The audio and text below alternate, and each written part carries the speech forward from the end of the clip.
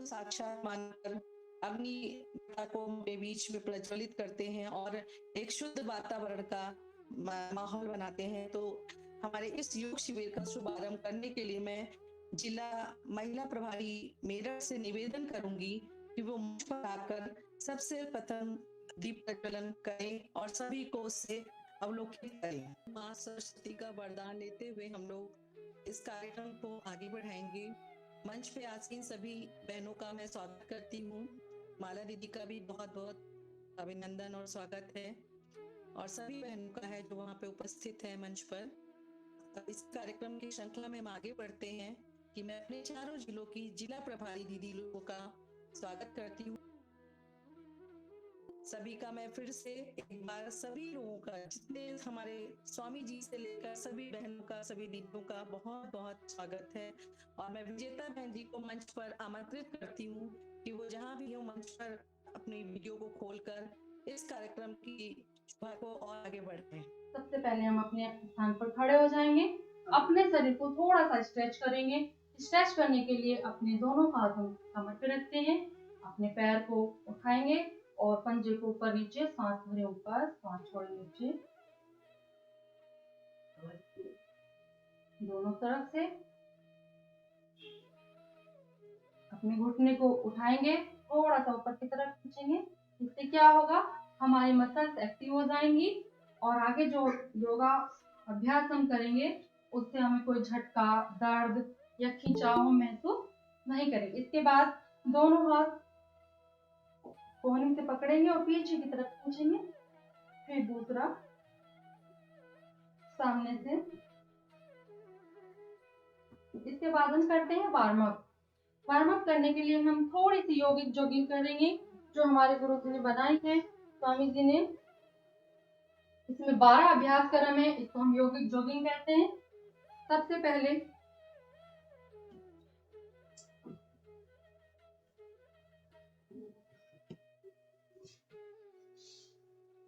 हस्त संचालन।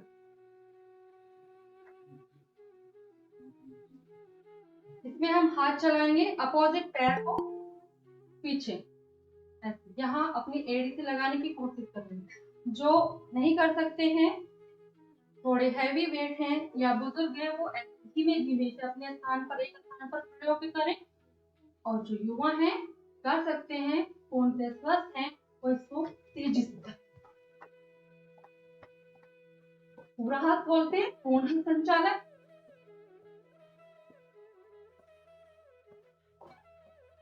इसके बाद करते हैं जानु संचालन। जानु संचालन करने के लिए अपने घुटने को सांस भरते ऊपर उठाना है, सांस छोड़ते हुए नीचे। जो जिनके घुटनों में दर्द है, पैरों में दर्द है, वो जंप ना करें, और जो कर सकते हैं वो मेरे साथ करें।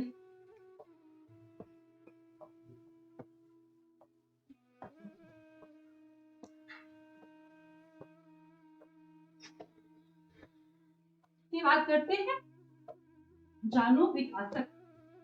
जानु विकासक करने के लिए कंधों जितने अपने पैरों में गैप, दोनों हाथ कमर पे, श्वास भरते हुए चेयर सिटिंग पोज में बैठना है। घुटने मुड़ेंगे, कमर सीधी, सांस छोड़ते हुए ऊपर, सांस भरते हुए फिर नीचे, सांस छोड़ते हुए ऊपर। ये शरीर को गर्म करने के लिए, ब्लड सर्कुलेशन बढ़ाने के लिए।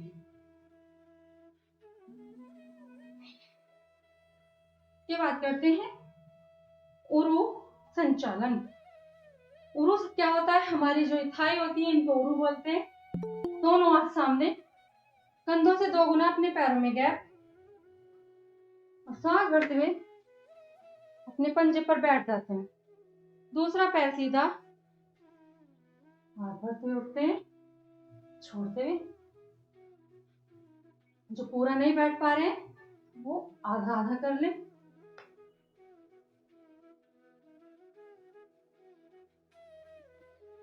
और जो पूरा कर रहे हैं वो बैठ जाए।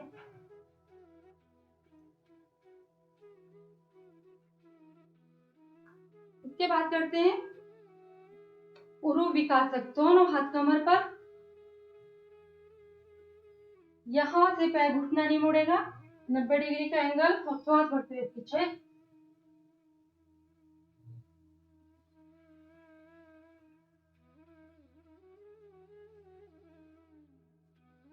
किसी का फोन बजा है।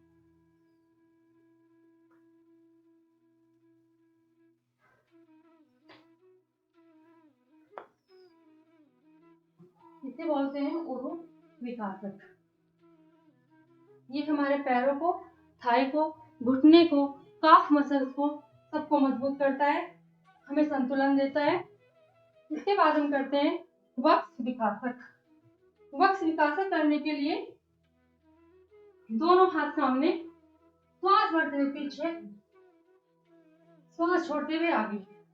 इससे हमारी फेफड़े मजबूत होते हैं, पूरा ऑक्सीजन उनमें जाता है।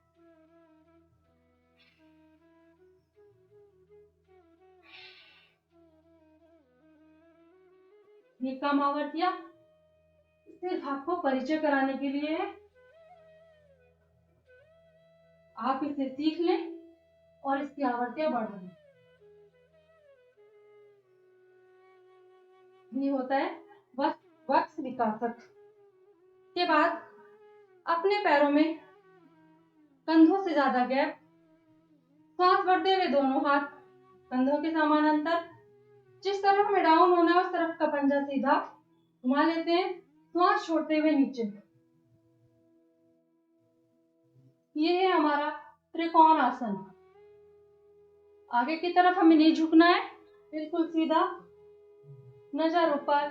ये घुटना हमारा नहीं झुकेगा, जितना नीचे जा सकते हैं, पूरा नहीं जा रहे, यहां तक जाइए। यहां तक धीरे धीरे बढ़ाओगे तो एक दिन आपका हाथ जमीन तक आ जाएगा। ये हमारी साइड का जो फैट होता है, इस चर्बी को कम करता है। फिर से श्वास भरते हुए अदर साइड, श्वास छोड़ते हुए नीचे, धीरे धीरे नजर दूसरे हाथ पर। यहाँ यथासंभव रुके, श्वास रोक सकते हैं तो रोकें, अन्यथा सामान्य श्वास। धीरे धीरे श्वास भरते हुए ऊपर, एक बार और करते हैं, श्वास छोड़ते हुए नीचे, श्वास भरते हुए ऊपर, श्वास छोड़ते हुए नीचे। इसको जब हमें तेजी से अपना फैट घटाना होता है तो हम इसे तेजी से करते हैं। दोनों हाथ ऊपर, श्वास छोड़ते हुए नीचे,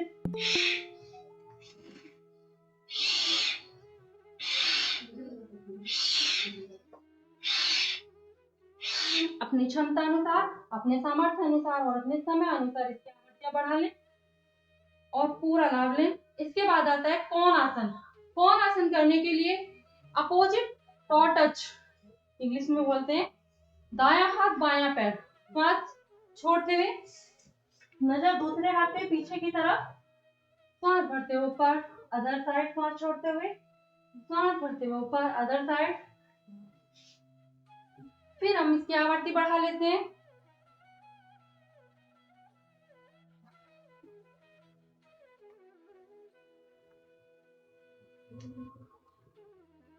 इसे बोलते हैं कोण आसन। ये हमारे संतुलन, हाथ के जो हमारी बाजुओं की जो फैट होती है, कमर के साइड में जो हमारा फैट होता है, इसे बहुत तेजी से ये कम करता है। धीरे धीरे अपने पैरों को क्रॉस, श्वास भरते हुए ऊपर, श्वास छोड़ते हुए नीचे, जहां तक जा सकते हैं। ये होता है पादहस्तासन। जिसकी कमर में दर्द हो, तेज दर्द हो, और जिसको साइडिका का पेन हो, वो तो झुक नहीं पाएगा। जिसकी कमर में दर्द हो वो आगे ना झुके, श्वास भरते हुए फिर ऊपर, श्वास छोड़ते हुए नीचे। इसे बोलते हैं पादहस्तासन। जो हमारे उदर भाग पे जो चर्बी जम जाती है, मोटापा जो बढ़ जाता है, उसको कम करने के लिए श्वासों के साथ इसकी आवृत्ति हम बढ़ाएंगे। शुरुआत में अगर हम कर रहे हैं तो 5 से 7 बार या 10 बार से अधिक ना करें। ये यहाँ पीछे अपनी सारी हैमस्ट्रिंग, काफ मसल में खिंचाव महसूस करें। यहाँ रुकें और अपने घुटने को हाथ से अपने एंकल पकड़ लें और घुटने पे अपने माथे को लगा लें। श्वास भरते ऊपर। ये हमारा पाद हस्तासन। इसके बाद करते हैं यौगिक पीटी। यौगिक पीटी करने के लिए दोनों हाथ बराबर। जब हम जंप नहीं ले सकते, हमारे घुटनों में, पैर में, कमर में दर्द है, तो हम धीमे धीमे करेंगे। और जब हम हमारे अंदर सामर्थ्य है, हम उसको अपने सामर्थ्य अनुसार करेंगे।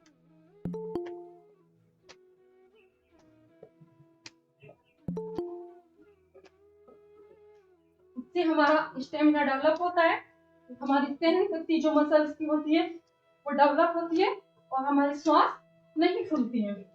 लेकिन तब हम इसके अभ्यासी हो जाते हैं। शुरुआत में तो फूलेगी, तो कहते हैं यौगिक पीटी। इसके बाद करते हैं यौगिक नृत्य।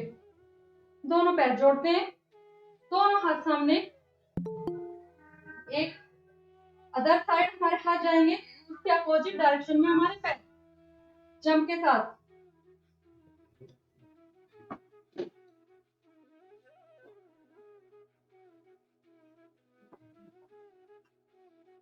तो बोलते हैं यौगिक नृत्य। ये हमारे जो कूल्हों पे जमी हुई चर्बी होती है उसको बहुत तेजी से कम करता है। ये अभ्यास हुआ हमारा यौगिक पीटी। इससे हमारा ब्लड सर्कुलेशन हमारी बॉडी में पूरा हो जाता है, हमारा वो बॉडी वार्म अप हो जाती है। इसके बाद हम करते हैं सूर्य नमस्कार। सूर्य नमस्कार 12 स्टेप्स में होता है। पहला स्टेप, श्वास भरते हुए हाथ ऊपर, श्वास छोड़ते हुए आगे। हम अपने अग्र भाग पे आ जाते हैं बैठ के, श्वास सामान्य। ये हमारा पहला स्टेप है, काउंटिंग 1, नमस्कार मुद्रा। श्वास भरते हुए पीछे, हतोत्थान आसन। श्वास छोड़ते हुए नीचे, स्टेप 3, पाद हस्तासन। दोनों हाथ पैरों के बाजू में और एक पैर पीछे। संचालन आसन, दृष्टि सामने या ऊपर की ओर, पीछे से पूरा पैर खिंचा हुआ। जो खिंचाव नहीं महसूस कर रहे वो निकालने से। दूसरा पैर पीछे, एड़िया जमीन पे रखने की कोशिश करें। श्वास खाली, अपना नाभि दर्शन करें। ये पर्वत आसन। पहले अपने घुटने नीचे लगाएं, फिर अपना वक्ष भाग हाथों के बीच में रखें, चिन्ह दृष्टि सामने। ये हमारा अष्टांग आसन, बाह्य कुंभक। श्वास भरते हुए ऊपर, भुजंगासन। फिर पंजों की सपोर्ट लें, बॉडी पीछे धकेलें, एड़िया जमीन पे, पर्वतासन। श्वास खाली, पुनः श्वास भरते हुए हाथ के बीच में पैर, दक्षिण संचालन, अश्व संचालन आसन। दूसरा पैर आगे, पाद हस्तासन। फिर श्वास भरते हुए ऊपर, और फिर श्वास छोड़ते हुए नमस्कार।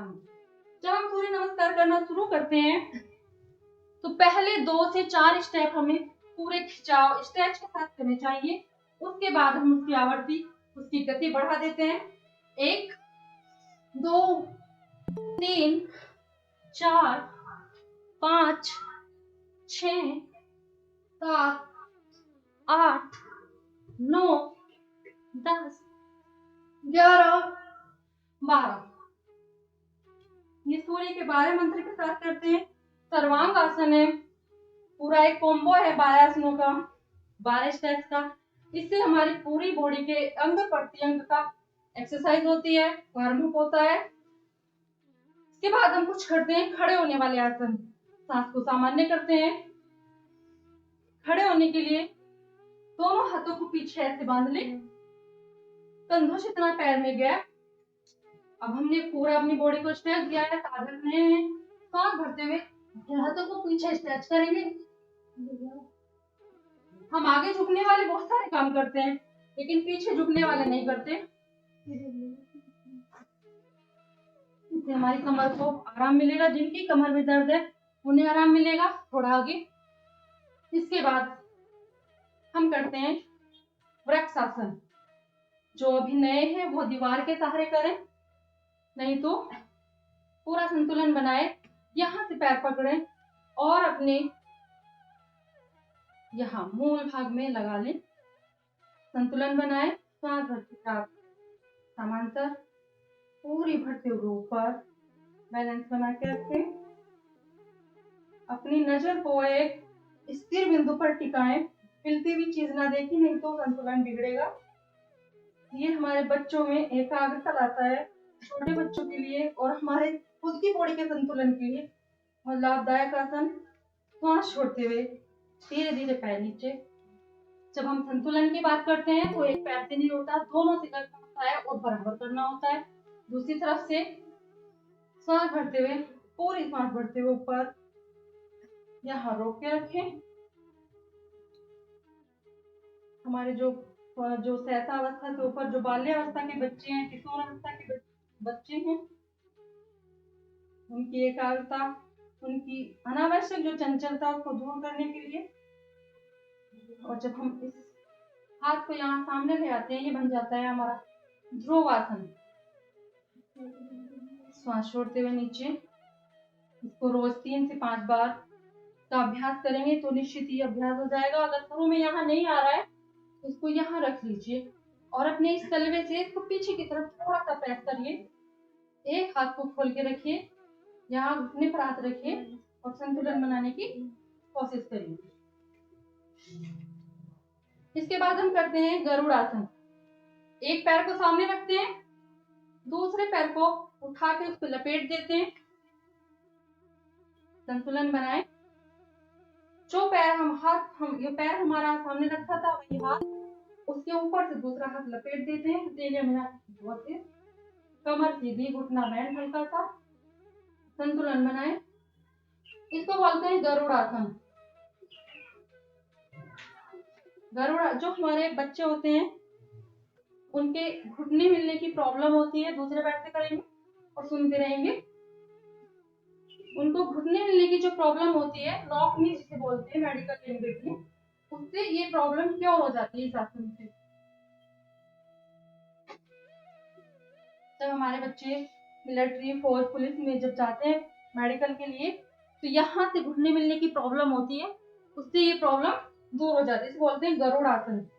इसके बाद हम करते हैं नटराज आसन। स्ट्रॉन्ग फुट हमारा सामने, धीरे से पीछे वाले पैर को हमने एंकल से पास से पकड़ लिया और धीरे धीरे सांस भरते हुए सामने जितना जा सकते हैं, इतना जा रहा है कोई नहीं, धीरे धीरे ऊपर स्थिर बिंदु को देखें।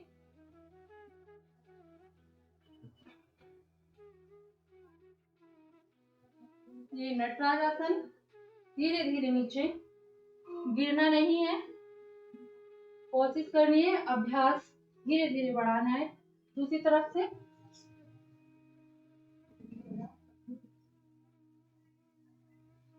धीरे धीरे छोड़ते हुए, ये है नटराज आसन। इसके बाद संतुलन के लिए कुछ खड़े होके पोज होते हैं। वॉरियर पोज, वीरभद्रासन 3 स्टेप में होता है। पहला, अपने कंधों से 2 गुना पैरों में गैप करते हैं, अपने पंजे को घुमाते हैं, दोनों हाथ हमारे कमर पर, आगे झुकते हैं। यहाँ से घुटना आगे नहीं झुकाएंगे, 90 अंश पर। अपर बॉडी पार्ट पीछे की तरफ रखेंगे। ये पहला स्टेप वीरभद्रासन। इससे हमारी जो यहाँ पे कमर, नीचे की लोअर जो पार्ट होता है, पाकड़न होती है, ये दूर होता है। हमारे लिगामेंट मजबूत होते हैं। दूसरी साइड से सांस भरते हुए पहला स्टेप। इसका दूसरा भाग, यहीं से दोनों हाथ सांस भरते हुए सामने, पंजा घुमाया यहाँ से, और सिर्फ अपर बॉडी पार्ट हमें घुमाना है।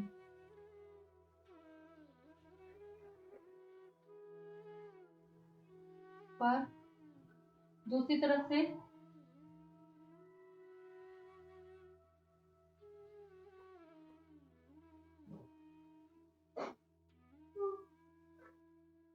का तीसरा भाग, यहीं से ही अपने पैर पर अपना वेट ट्रांसफर करेंगे और अपने हाथों को पीछे,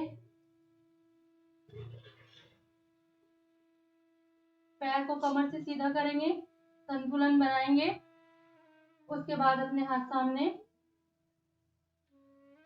जब अभ्यास हो जाएगा तो हाथों को सामने खोल देंगे। ये वीरभद्रासन का तीसरा पोज दूसरी तरफ से करते हैं।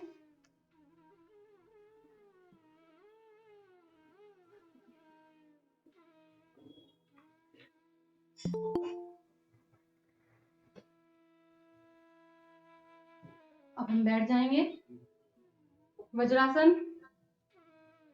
ये घुटनों से पैर मोड़ते हुए पीछे, अंगूठे मिले हुए, एड़ी खुली हुई और इनके बीच में हम पूरी तरह बैठ जाते हैं। ये है वज्रासन। खाने के बाद करने वाला एकमात्र आसन। पूरी पोज कोहनियों से हाथ सीधे करते हुए घुटनों पर।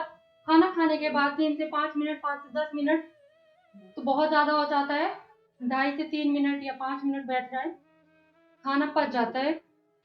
यहीं से पैरों को, एड़ियों को बराबर में निकालते हैं और एड़ियों के बीच में बैठ जाते हैं और धीरे धीरे पीछे लेट जाते हैं। पहले कोहनी का सहारा, नीचे पूरा। ये सुप्त वज्रासन। यहाँ जो हाथ हम यहाँ रख सकते हैं, रिलैक्स करें या अपनी थाई पे रखें। इससे हमारी ये जो काफ मसल है इसकी मालिश होती है। हमारे जो पेट, जो नाभि दिखने की जो हमें समस्या होती है वो क्योर होती है। जब हमें माफ हो जाती है, हम वैद्य के पास जाते हैं, वो हमारे यहाँ से मालिश करता है। इस आसन को करने से हमारी वो मालिश स्वतः ही हो जाती है। धीरे धीरे कोहनी का सहारा लेके उठते हैं, रिलैक्स, थोड़ा सा हाथों को पीछे और सांस छोड़ते हुए आगे, बालासन। इसके बाद हम बैठने वाले आसनों में यहीं से दोनों पैरों को सामने खोल लेते हैं। ये हमारा दंडासन होता है। दंडासन ऐसे नहीं होता है जब हमारे यहाँ से पैर समानांतर पृथ्वी के और यहाँ से हम लंबवत हों, तब ये हमारा दंडासन होता है। इसमें श्वास भरते हुए पंजे अपनी तरफ, श्वास छोड़ते हुए बाहर की तरफ स्ट्रेच करें। ये हो जाता है हमारा गुल्फनाम आसन। गुल्फ कहते हैं हम एंकल को। यहीं से हम घुटने को मोड़ते हैं और दूसरे पैर के घुटने के बराबर में रखते हैं। ये हाथ घुटने को प्रेस करते हुए इधर यहां से पकड़ते हैं। ये होता है हमारा वक्रासन। इस आसन को करने से हमारे जो पेट के जितने ऑर्गन होते हैं, हमारा पंच, पाचन तंत्र, उत्सर्जन तंत्र, रिप्रोडक्शन तंत्र के जितने अंग हमारे पेट के उदर भाग में होते हैं, उन सब की मालिश होती है और उनसे संबंधित जो बीमारियां होती हैं वो क्योर होती हैं। ये हमारा वक्रासन। इसको और थोड़ा सा कठिन कर लेते हैं। एक पैर मोड़ते हुए, दूसरा उसके घुटने से क्रॉस करते हुए, हाथ उठाते हैं, श्वास भरते हुए, जहां तक जा रहा है यहां तक रखिए। दूसरा हाथ कंधे के समानांतर पीछे, नजर कंधे से ऊपर। ये हो जाता है हमारा अर्ध मत्स्येंद्रासन। ये हमारा वक्रासन का थोड़ा सा कठिन, या ये मान लीजिए कि इसका सरल पार्ट जो है वो वक्रासन है। और जब हम पूरा जा सकते हैं, इस हाथ को घुमा के यहाँ से पंजा, एंकल, जहां तक जा रहा है वहां तक पकड़िए। इस हाथ को उठा के अपनी कमर पे रख लीजिए। यथासंभव श्वास को रोक के रखें। नहीं रोक सकते तो उसको सामान्य कर दें। धीरे धीरे ले और छोड़े। ठहराव किसी भी आसन में बहुत आवश्यक है। दूसरी तरफ से करते हैं। दूसरे पैर को मोड़ के को इधर वही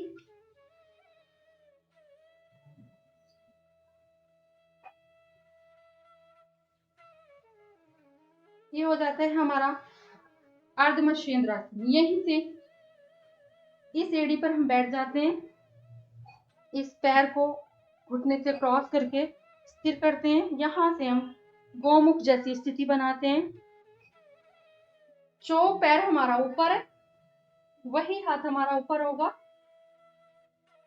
और दूसरे हाथ से हम उन उंगलियों को पकड़ लेते हैं। ये हो जाता है हमारा गोमुख आसन। सर ऊपर, दृष्टि सामने, श्वास स्थिर, नहीं रोकते तो सामान्य रखें। ये हमारी जो हार्मोन डिसबैलेंस वाली जो समस्या होती है, कंधों की जो जकड़न होती है, उनके लिए बहुत लाभदायक। इसी को हम दूसरी तरफ से भी करते हैं।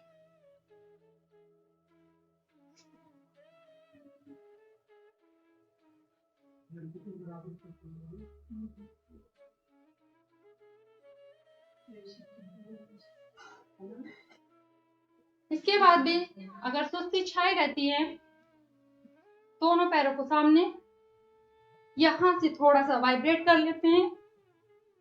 श्वास भरते हुए हाथ ऊपर और श्वास छोड़ते हुए हाथ नीचे पकड़ने की कोशिश करते हैं। यहाँ से हमें अपनी कमर नहीं मोड़नी है। कमर बिल्कुल सीधी जहां तक जा रही है वहीं तक हाथ रखें। धीरे धीरे उसे बढ़ाएं। पूरा जा रहा है, पूरा पकड़ ले और यहाँ खींच के रखें अपनी तरफ। कमर में आर्च नहीं देना है वरना लाभ की जगह हानि होगी। श्वास को खाली करते हुए धीरे धीरे हमें आगे झुकना है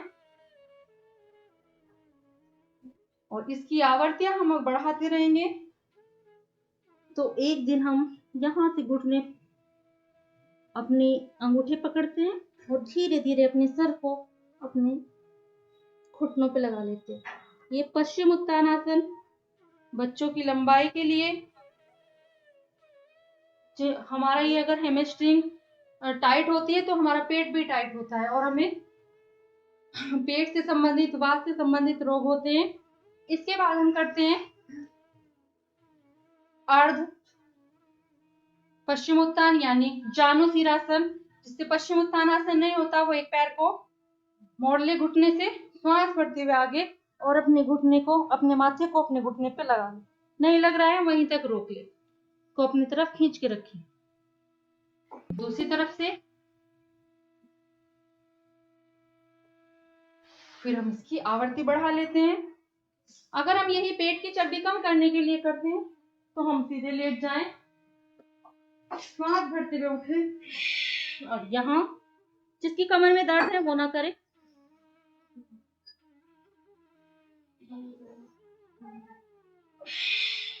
इसकी आवृत्ति हम धीरे धीरे बढ़ा लें। इसके बाद हम घुटनों पे आ जाते हैं, खड़े हो जाते हैं घुटनों पर। उसकी कमर में दर्द है वो सिर्फ अर्धउष्टासन करेंगे या जिन्हें अभी अभ्यास नहीं है दोनों हाथ अपने कमर पे रखें। श्वास भरते हुए पीछे, बस इतना ही कर। श्वास छोड़ते हुए आगे, हाथों को यहाँ रखें, अर्धचंद्रासन। हम तो पूरी तरह स्वस्थ हैं। हाथ घुमा के एड़ी पे रखें, फिर दूसरा रखें, गर्दन को पीछे ढीला छोड़ दें और एक आसन में बने रहें।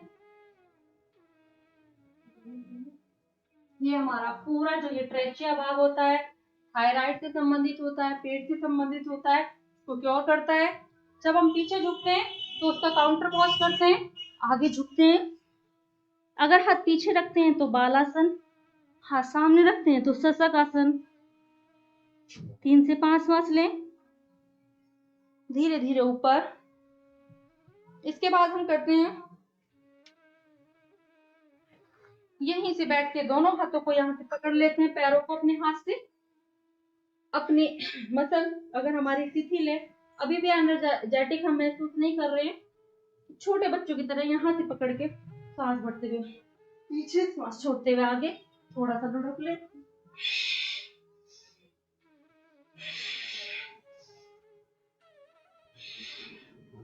दोनों हाथों को सांस भरते हुए सामने, पैरों को आसन, बैलेंस बनाए, नौकासन, फिर सांस छोड़ते हुए यही अपने पैरों को पकड़ ले, अपने पैरों को बिल्कुल अपने बॉडी के पास लाने की कोशिश करें। अगर नहीं आ रहे तो हमारे शरीर में चर्बी ज्यादा है या हम मोटापे के शिकार। अगर ये आसानी से आ रहे हैं तो हमारा शरीर बैलेंस है। इसकी आवृत्तियां हम कई बार करते हैं। जब हमें नाभि डिगने की जो समस्या होती है, जब नाभि नीचे की तरफ होती है, सुनते रहें और करते रहें, तो लूज मोशन होते हैं, और नाभि ऊपर की तरफ जाती है तो कब्ज होता है। ये जो आसन है नौकासन, ये दोनों समस्या को क्योर करता है। इसमें पैर हमारे ऊपर है, अपर बॉडी भी ऊपर है, तो ये हमारी नाभि को सेंटर में ले आता है। हमारी बहनों के लिए, हमारी बेटियों के लिए और हमारे भाइयों के लिए भी ये आसन बहुत लाभदायक है। जब हमारे जॉइंट पेन, सामान्य मसल्स पेन होते रहते हैं और हम कहीं से भी अपनी बॉडी में अकड़न महसूस करते हैं, तो फिर यहीं से घुटने पकड़ते हैं, पद्मासन लगाते हैं और वही हाथ के ऊपर श्वास छोड़ते हुए आगे। ये हमारा पूरा जो हमारा सिस्टम है, नाड़ी संस्थान जो पूरे बॉडी का है, उसको सही करता है।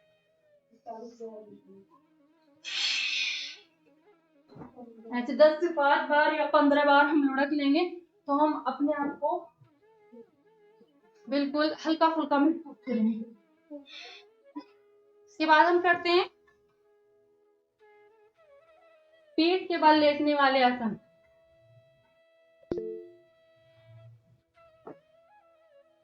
पेट के बल पर, ये मुझे अब कुछ सुनाई नहीं देगा, ये टूट गया,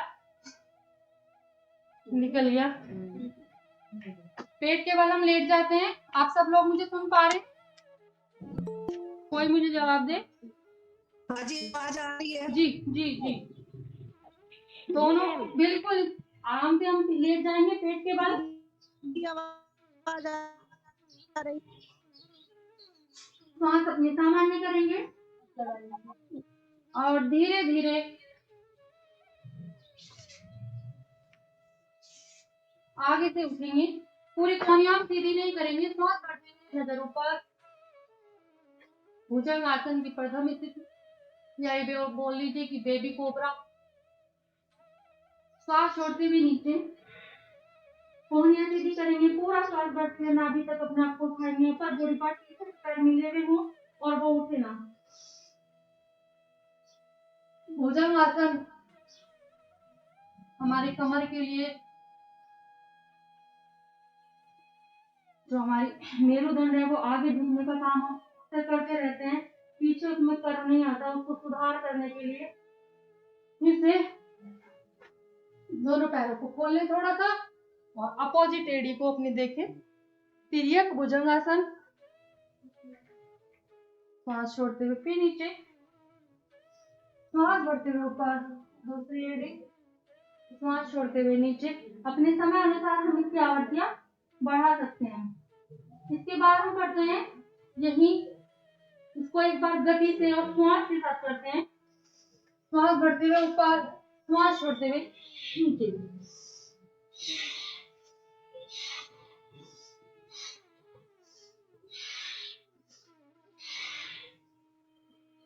ये भुजंगासन हम भस्त्रिका के साथ कर रहे हैं। इससे हमारा जो पेट है, जो पूरा पेट की जो चर्बी है और जो कमर है, उसकी दोनों की एक्सरसाइज एक साथ होती है। इसके बाद हम करते हैं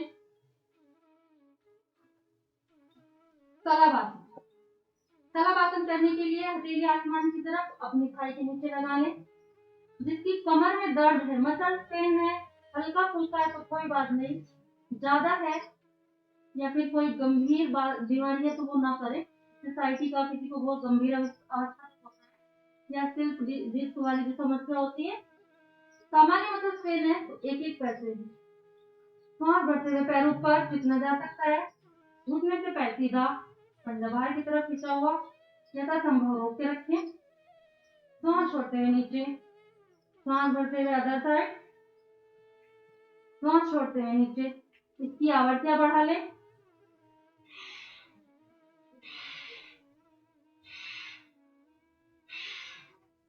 फिर जिसकी कमर में दर्द नहीं है, स्वस्थ है, दोनों पैरों से सांस भरते हुए एक साथ जितना हो सकता है उठाएं, रोक रखें, चेहरा ऊपर नहीं उठेगा, धीरे धीरे नीचे।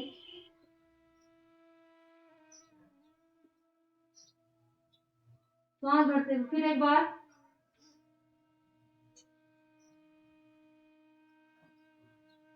सांस छोड़ते हुए नीचे। तो बोलते हैं सलाबासन, एक बार सलाबासन और ये सलाबासन। इसके बाद हम करते हैं धनुरासन। यहीं से अपने पैरों को पकड़ेंगे, जो नहीं उठ सकते हैं वो ना उठे। ये हमारी कमर दर्द के लिए, हमारे हार्मोन डिसबैलेंस के लिए और हमारे ये अपनी तरफ खींचेंगे, दोनों तरफ से खींचेंगे और सांस भरते हुए हम ऊपर उठेंगे। पीछे से भी यथासंभव रोक के रखें। धनु जैसी आकृति अपने शरीर को देंगे और इसका नाम है धनु आसन। धीरे धीरे सांस छोड़ते हुए नीचे।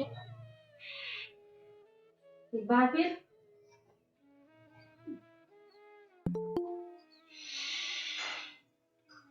पैरों को पीछे से तिल छोड़ देंगे, दाएं बाएं दोनों हाथ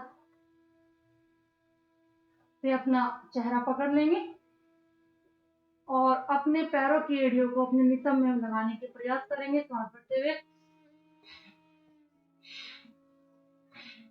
ये हमारा पेट के बल लेटकर आराम वाला जो आसन होता है, मकर आसन।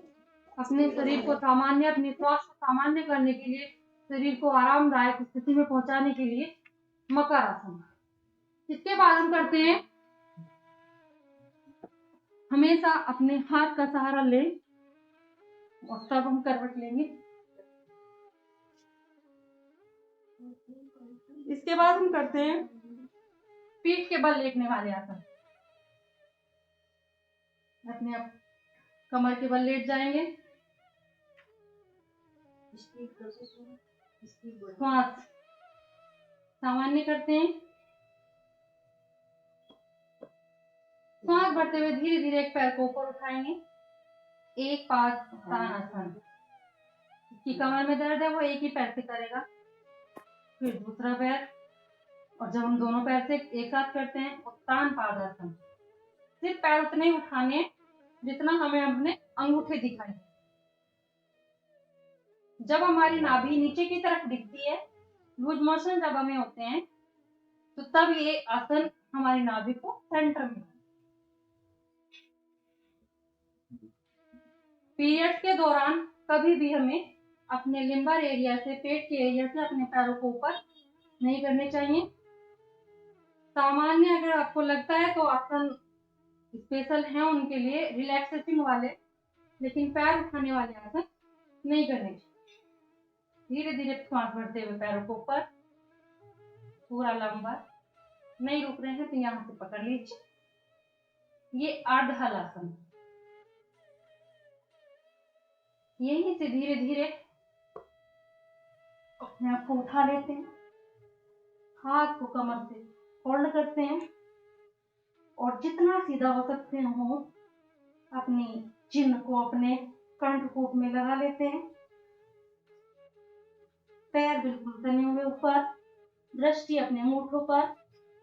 सर्वांगासन, ये हमारे बच्चों के लिए और उनकी जिनके आंखों नेत्र विकार होते हैं, दृष्टि दोष होते हैं, उनके लिए, हमारे थायराइड के लिए भी और सभी अंगों के लिए जो शीर्षासन के लाभ होते हैं वो सर्वांगासन से हमें मिलते हैं। यहीं से धीरे धीरे, मेरे पास दीवार है, मैं दूसरी तरफ से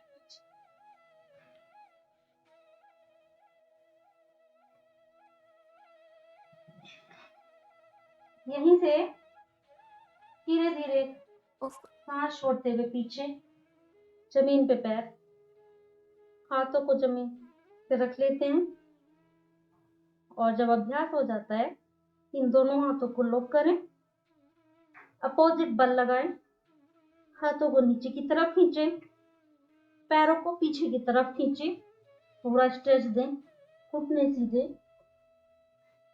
हल जैसी आकृति, हलासन।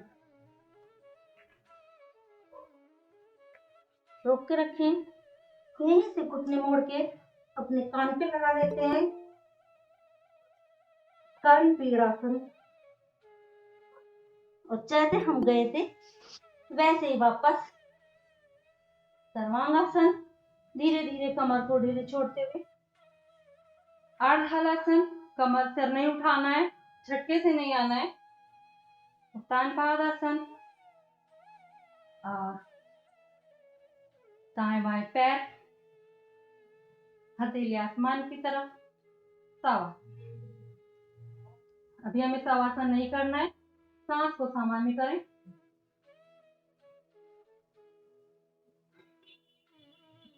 जो हमने अभी सर्वांगासन किया इसका काउंटर पोज होता है मत्स्यासन। जो पद्मासन नहीं लगा सकते वो यहाँ से अपनी गर्दन को उठाए, कमर कटी भाग को इसे कटी उतान भी बोलते हैं, और ऐसे रुके। ये काउंटर पोज होता है सर्वांगासन का। और जो भाई बहन पद्मासन लगा सकते हैं वो पद्मासन लगाएं,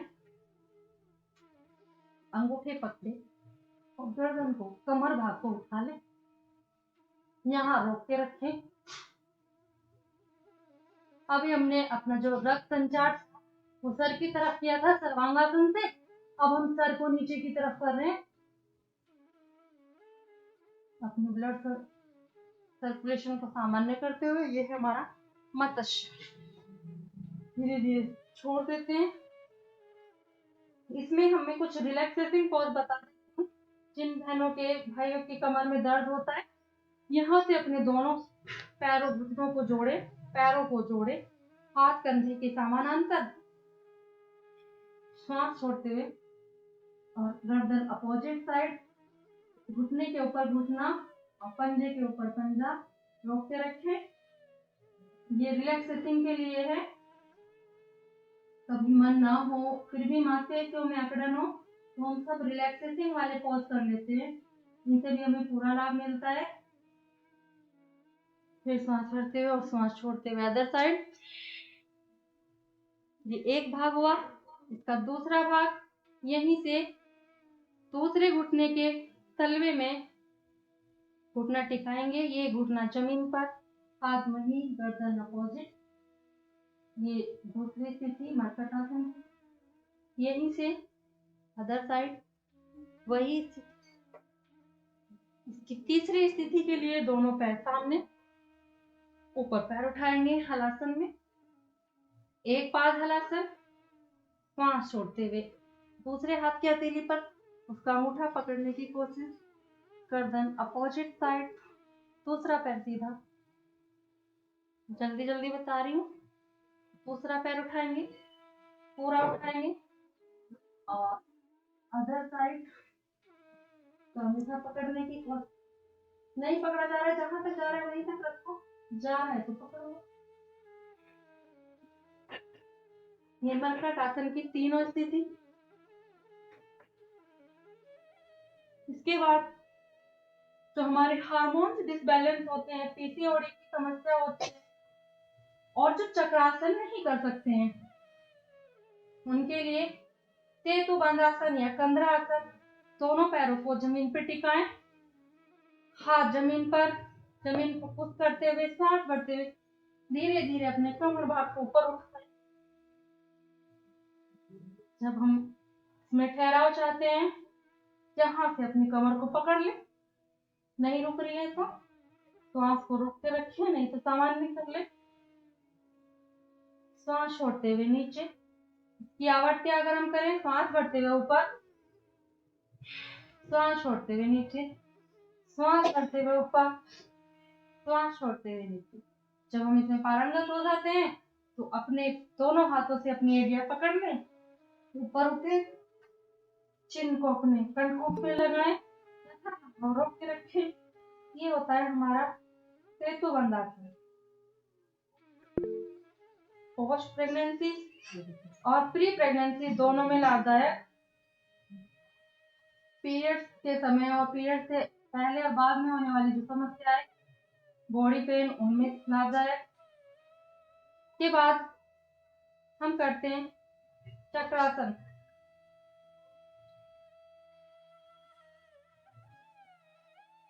दोनों पैरों को यहाँ से मोड़ लें, घुटनों से श्वास भरते हुए ऊपर उठे, धीरे धीरे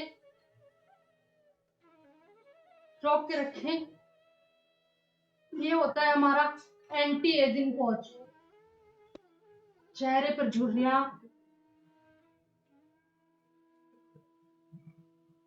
और स्किन की जो डलनेस होती है उसको क्योर करता है।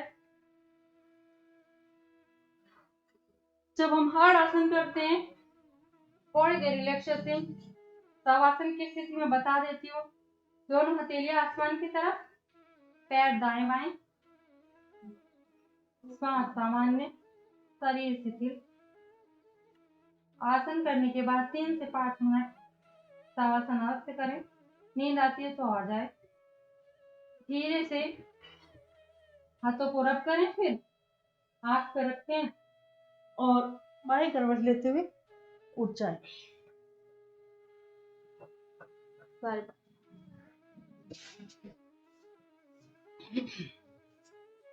इसके बाद हम करते हैं प्राणायाम। प्राणायाम करने के लिए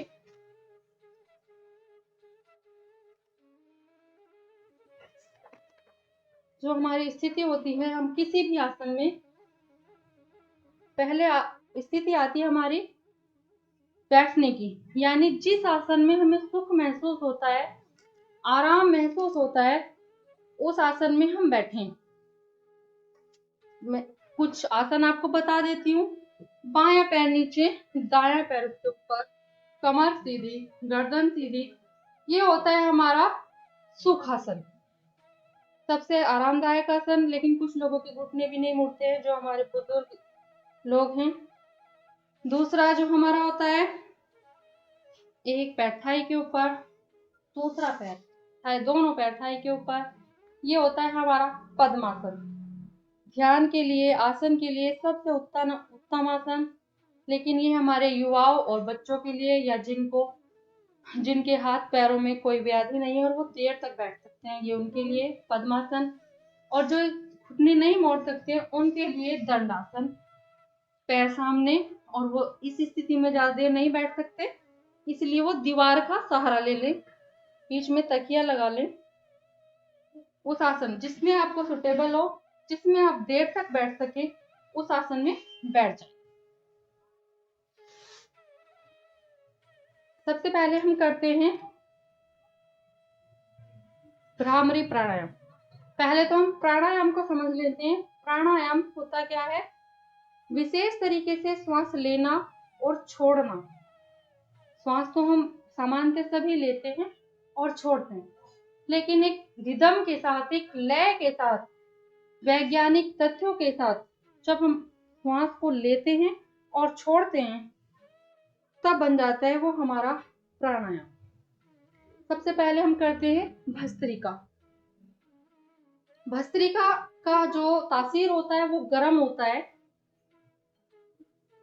और इसको सर्दी में अगर हम करते हैं तो विशेष लाभ मिलता है। इसमें हम 3 गति से इसको करते हैं, स्लो पेस में, मीडियम पेस में और फास्ट पेस में। लेकिन हम नए लोग हैं, आज प्रथम दिन है, आज सिर्फ परिचय काफी है। जो लोग करते हैं पहले, वो उस बात को समझ रहे होंगे। इसलिए बिल्कुल स्लो पेस से हम करते हैं। जितनी देर में हम श्वास भरेंगे, उतनी देर में हमें श्वास को छोड़ना है। आंखें बंद। मैं बोल रही हूँ इसलिए मेरी आंख खुली है, तो इस पे ना जाएं। अपनी आंखों, प्राणायाम के दौरान अपनी आंखें बंद रखें।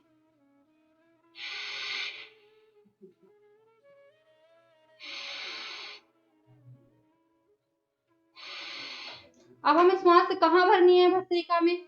हमें सिर्फ श्वास अपने फेफड़ों में भरनी है। फेफड़ों में, पेट में नहीं भरनी है, फेफड़ों में। अब इसकी मीडियम गति।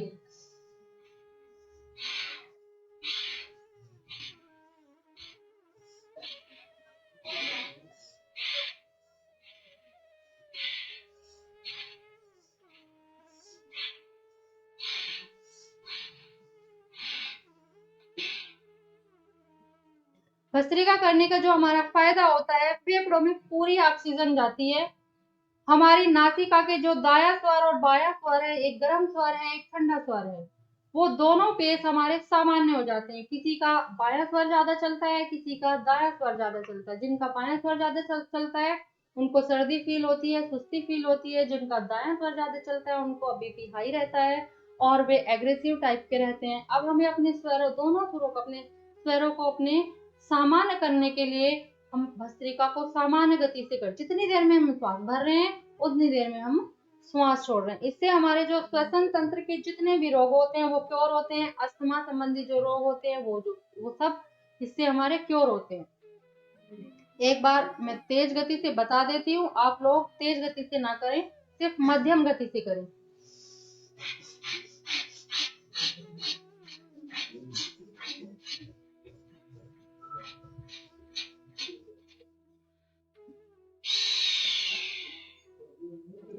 ये हमारी शुरू में हमें चक्कर सा फील होगा, हमें इतनी ऑक्सीजन लेने की आदत आदि नहीं है, इसीलिए हमें चक्कर सा फील होगा। इसीलिए कहते हैं कि स्लो फेसिक, सिर्फ श्वास की गति पर ध्यान दें।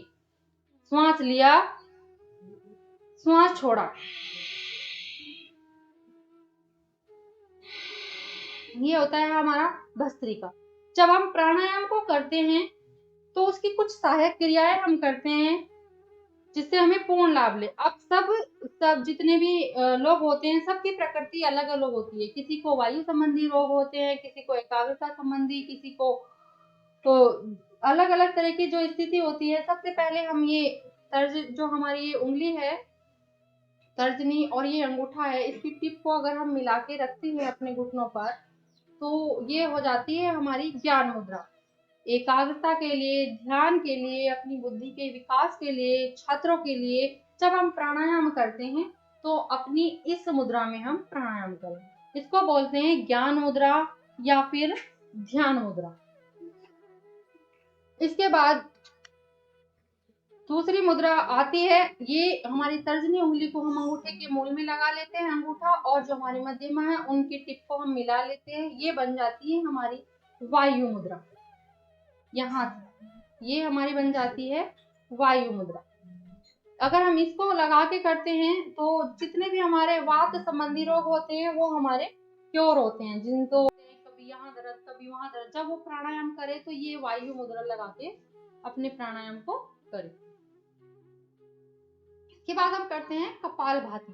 कपालभाति करने के लिए क्या करते हैं, ये भी हमारा षटक्रम की क्रिया है और शरीर की जो हमारी आंतरिक जो ऑर्गन है उनकी शुद्धि कैसे, इसको हम कैसे समझेंगे। जो हमारी अंदर की नस नाड़ियों की जो ब्लॉकेज उसको क्योर करने के लिए हम करते हैं कपालभाति। ब्लॉकेज किस तरह की होती है, मोटी चर्बी की गांठ बन जाती है या फिर कोई फाइब्रिड या पॉलिप टाइप जो हमारी बॉडी में बन जाता है, उभर जाता है, प्रोटीन्स की गांठ बन जाती है, उसको क्योर करने के लिए होता है कपालभाति। कपालभाति करने में क्या करते हैं, हम श्वास को भरते हैं और छोड़ने पे ध्यान देते हैं, लेने पे ध्यान नहीं देते। एक बार देख लें।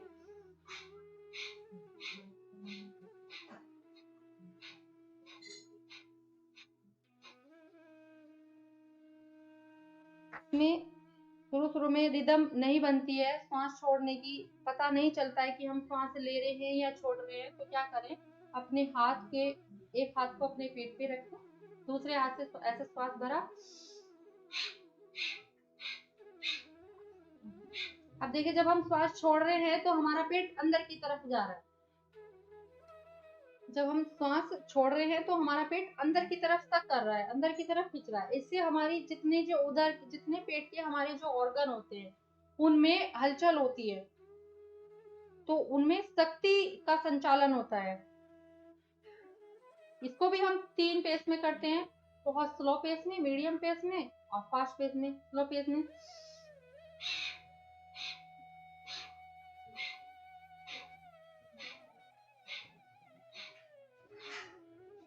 मीडियम पेस में श्वास भरते हैं,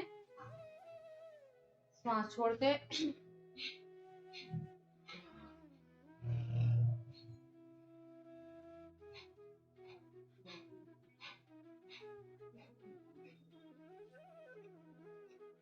इसमें ध्यान रखें कि हमारी कमर पीछे से बिल्कुल, अगर हल्का सा भी कर्व होगा तो हमें कमर में दर्द महसूस होगा। अब जब हम शुरुआत में इसका अभ्यास करेंगे तो हमारी जो मसल्स एक्टिव नहीं होती है, उस काम की आदी नहीं है और उसको अब झटके लग रहे हैं हल्के हल्के, तो उसमें पेन होगा। उससे घबराए नहीं, थोड़ा सा पेट की मसल्स में पेन होगा, लेकिन वो 1-2 दिन के अभ्यास के बाद क्योर हो जाएगा। इसके बाद हम करते हैं बाह्य प्राणायाम। बाह्य प्राणायाम में क्या करते हैं, 3 हमारे जो बंद होते हैं, मूल बंद एनस पार्ट का, और पेट का उड्डयन बंद उदर भाग का, और जालंधर बंद हमारी गर्दन, ये जो कंठकूप का, इनमें हम बंद लगाते हैं।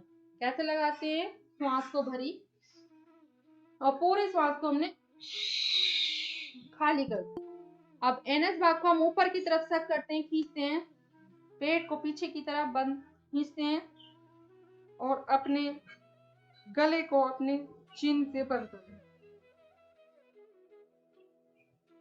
यथासंभव कोशिश करें यहाँ रुके।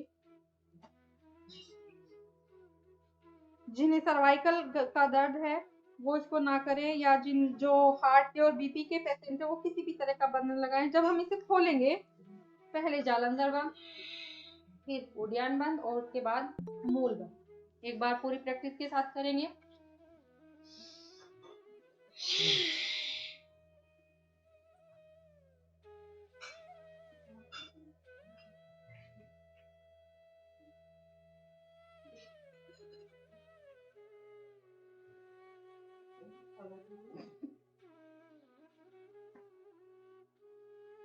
श्वास सामान्य।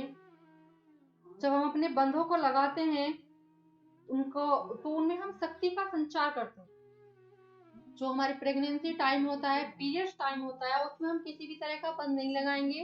बंधों को लगाने का जो हमें लाभ मिलता है, जितना हमारा रिप्रोडक्शन तंत्र होता है, जेंट्स का भी और लेडीज का भी, उसकी होने वाली जितनी व्याधियां होती हैं उनको वो क्योर करता है। हार्निया, प्रोटेस्ट विकार, स्पेशली पुरुषों के लिए उनको ये दूर करता है।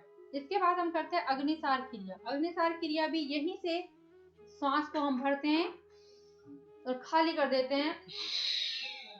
जब हम कपालभाति कर रहे थे तो हम पेट को स्ट्रोक लगा रहे थे। अब हमें क्या करना है, उदर भाग को पीछे की तरफ सक करना है और बस उदर भाग को आगे पीछे करना है।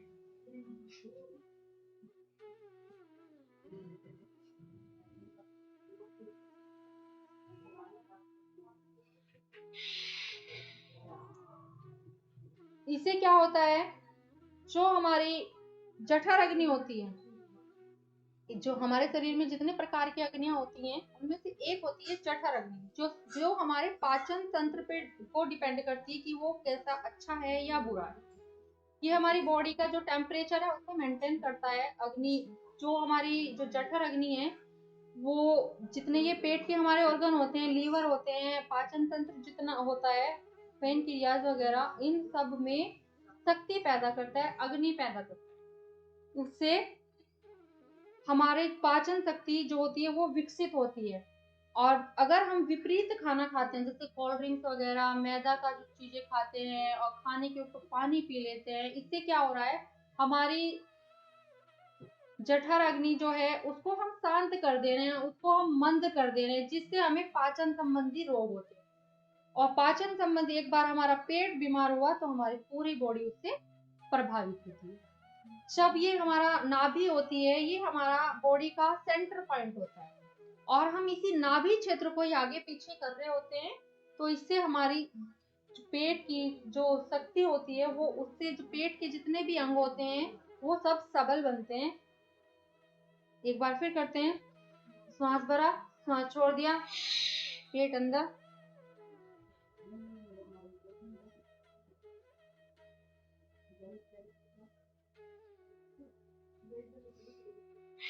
जब हम शुरुआत में करते हैं, अगर हम 5 स्ट्रोक लगा रहे हैं, 3 लगाएं, 7 लगा रहे हैं, 5 लगाएं, 10 लगाएं, 7, 10 लगा रहे हैं, 7 लगाएं। जब हम अचानक से श्वास भर, जब हम इसको छोड़ते हैं करने क्रिया को, तो श्वास तेजी से अंदर आता है। वो श्वास तेजी से ना आए, धीमे धीमे, इतना सामर्थ्य हमें बचा के रखना, नहीं तो हमारे सर में शुरू में दर्द हो जाता है। इसके बाद हम करते हैं उज्जाई प्राणायाम। उज्जाई प्राणायाम करने के लिए जो हमारे यहाँ कंठ होता है, यहाँ हम देखते हैं, श्वास भरते हैं तो यहाँ देखें कहाँ स्पंदन हो रहा है, जहाँ स्पंदन हो रहा है वहीं से हमें सांस भरनी है, गले में घर्षण करते हैं।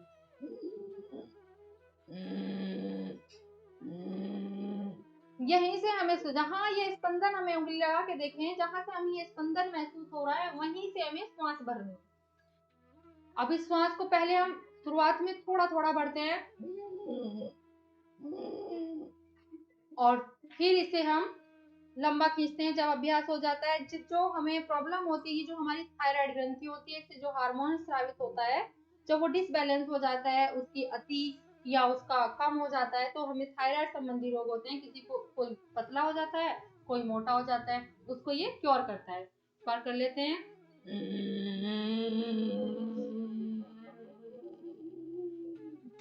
ज्यादा संभव रोक के रखें। जब हम इसके अभ्यासी हो जाते हैं तो हम यहाँ जालंधर बंद लगा के इसको रोक लेते हैं, लेकिन जिन्हें सर्वाइकल पेन है, आगे नहीं झुकते हैं, गर्दन में दर्द है, वो बंद ना लगाएं।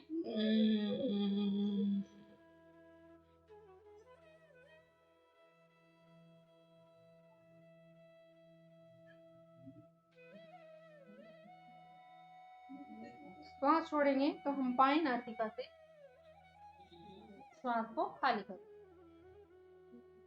इसके बाद हम करते हैं अनुलोम विलोम।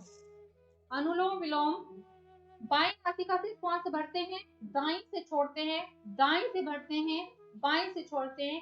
ये एक पेस हमारा कंप्लीट होता है। अभी हमने सारे शक्ति संचालक प्राणायाम किए हैं, गर्म तासीर के प्राणायाम किए हैं। अब उस प्रेशर को, उस वायु दाब को कम करने के लिए, सम करने के लिए हम दोनों फेस से बराबर श्वास अंदर लेते हैं और छोड़ते हैं, जिससे हमारी अंदर की जितनी हमारे उद्वेलन हुआ है हमारे मस्तिष्क में, वो शांत हो जाए। करते हैं।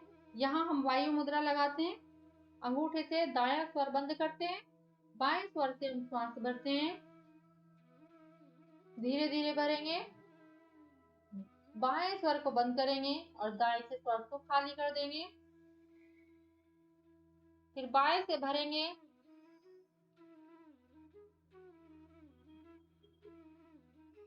दाएं से खाली कर देंगे।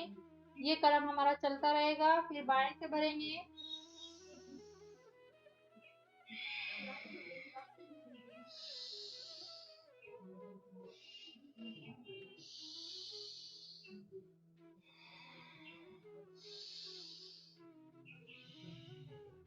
इसमें विशेष हम ध्यान रखेंगे, जो हमारा जिस स्वर से हम शुरू करते हैं बाएं स्वर से, उसी स्वर से हमें खत्म करना है, रोकना है। ये हमारे मस्तिष्क के जो दो भाग होते हैं, दोनों में सम। जब हम दाएं से बढ़ते हैं तो बाएं मस्तिष्क में क्योर होती हैं व्याधियां, और जब हम बाएं से बढ़ते हैं तो दाएं मस्तिष्क में हमारी व्याधियां क्योर होती हैं। इसको हम रोज 5 से 10 मिनट जरूर करें। और कब किसी रोग, आज तो सामान्य परिचय था, कल हम रोग विशेष से शिविर को आगे बढ़ाएंगे, तब हमें बताएंगे किस रोग में कितनी देर हमें ये करना है। इसके बाद हम करते हैं भ्रामरी प्राणायाम। अब हमने अपनी वायु वेग को कम कर लिया है, सम कर लिया है, इसको अब हमें वाइब्रेट करना है अपने मस्तिष्क। अब मस्तिष्क, हम नाक से सांस ले रहे हैं, फेफड़ों तक जा रही है, मस्तिष्क तक नहीं जा रही है, तो मस्तिष्क में जो हमारा नर्वस सिस्टम है वो सुस्त पड़ जाता है। उसमें कंपन करने के लिए, उसको वाइब्रेट करने के लिए हम करते हैं भ्रामरी प्राणायाम। भ्रामरी प्राणायाम करने के लिए हम श्वास भरते हैं और होठ बंद करके अंदर ही अंदर ओम का उच्चारण करते हैं।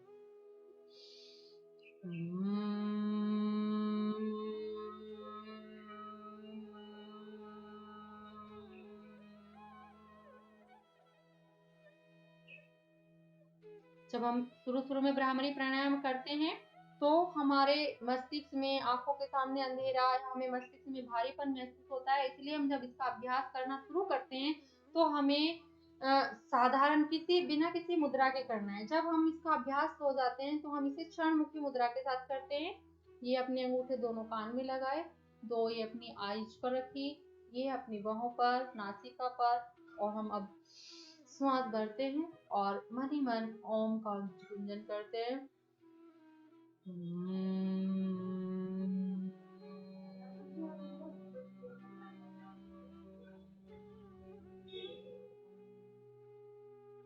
जितने भी स्ट्रेस, चिंता, अवसाद वाले जो समस्या होती है उसको ये क्योर करता है।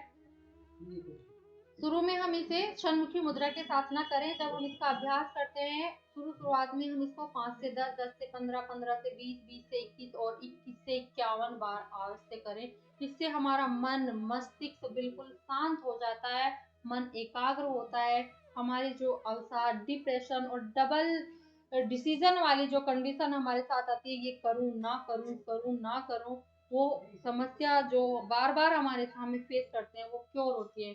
विद्यार्थियों के लिए पढ़ाई के बीच में पढ़ते, जब लंबा समय उन्हें पढ़ते पढ़ते कई घंटे की पढ़ाई करते हैं, उसके बीच में अगर ये आसन कर लें तो उनका जो माइंड होता है, ये प्राणायाम कर लें तो वो रिफ्रेश हो जाता है। इसके बाद हम करते हैं उद्गीत। उद्गीत में अभी हमने होठ बंद करके अपने मन में अंदर हमने ओम का उच्चारण किया था, अब हमें ये उच्चारण करना है। श्वास भरते हैं,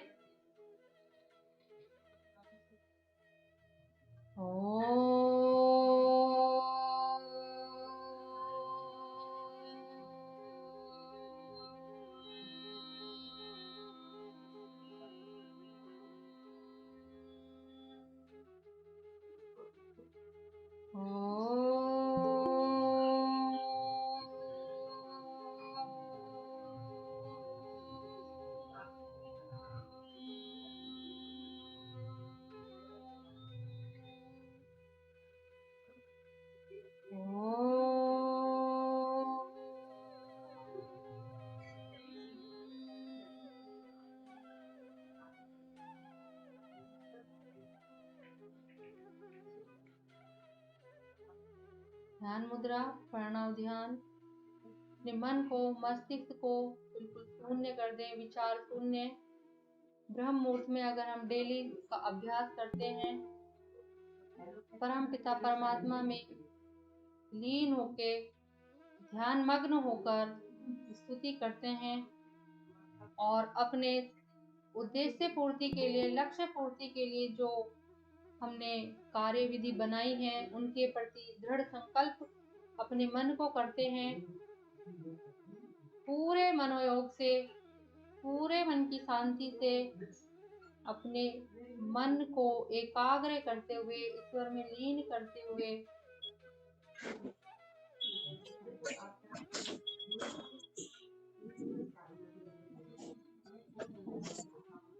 धीरे धीरे वापस दोनों हाथों को आपस में रब करेंगे।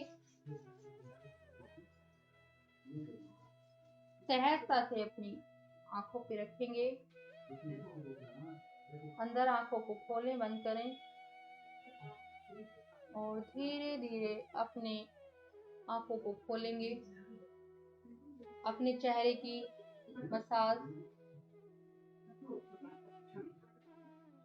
अपने बंधों की मसाज, ये हमारे पीसीओडी से संबंधित बंधों को अपने मसाज करते हैं। जब हम बीच बीच में इतने लंबे समय तक नहीं बैठ पाते तो उसके बीच बीच में हम सूक्ष्म क्रियाएं कर लेते हैं। पैरों, एक प्राणायाम हमने किया, उसके बीच में अपनी सूक्ष्म क्रियाएं हमने कर ली और फिर दूसरे प्राणायाम के लिए आसन में बैठ जाते हैं। आज का हमारा सेशन यहाँ पर समाप्त होता है और आज जो हमने योग से परिचय और एक सामान्य अभ्यास क्रम को सीखा है, किया है, इसको अपने समय के अनुसार, अपने समय अवधि के अनुसार हम इसको बढ़ा लेते हैं। अब हमने इतना स्ट्रेस अपनी बॉडी पे लिया है, अपने पूरे शरीर को, मन को, मस्तिष्क को हमने शांत किया है। इसके बाद हम करते हैं, अपने घुटनों पर हम बैठ जाते हैं, दोनों घुटनों में थोड़ा सा गैप,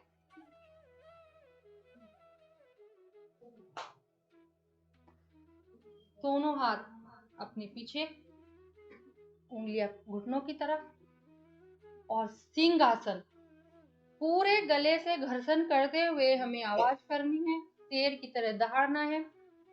जो हमारे उज्जाई प्राणायाम जी नहीं करते या फिर जिनको गले में श्वास से संबंधित जो समस्या है या वॉइस संबंधी जो समस्या है खराब, वो सब सिक्योर होती है।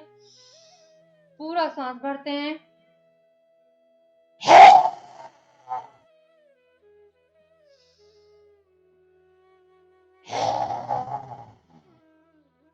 दृष्टि ऊपर, गर्दन बिल्कुल सामने।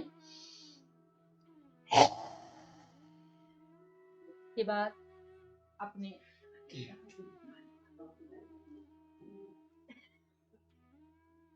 गले की मसाज करते हैं।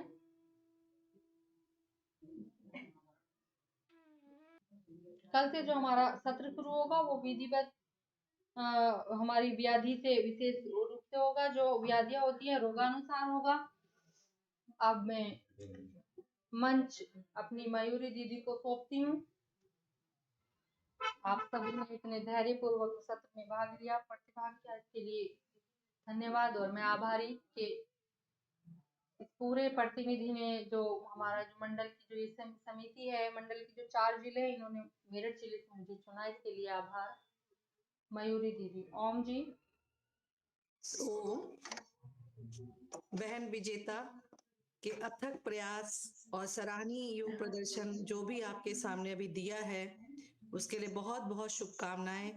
और बड़े होने के नाते हमेशा आशीर्वाद यही रहेगा कि तुम इसी प्रकार इसी जोत को आगे बढ़ाते रहना और कण कण में घर घर में इस योग की अलग को जगाते रहना। बहुत अच्छा सराहनीय कार्य किया है और अभी हम देख रहे थे कि आपके लिए बहुत अच्छे अच्छे कमेंट्स भी आ रहे हैं। तो ये उत्कृष्ट प्रदर्शन के लिए विजेता जी को हम शुभकामनाएं देते हैं और सभी की तरफ से बहुत बहुत धन्यवाद करते हैं। धन्यवाद।